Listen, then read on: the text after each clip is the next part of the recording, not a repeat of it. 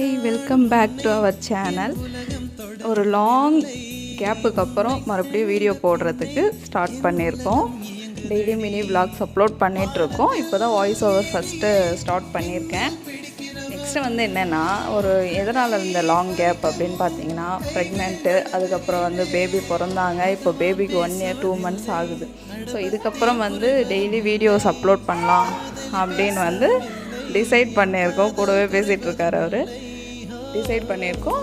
Video பார்த்துட்டு உங்களுக்குலாம் பிடிச்சிருந்ததுன்னா சப்போர்ட் பண்ணுங்கள். நாளைக்கு புது வீடியோவில் மீட் பண்ணலாம். பாய்.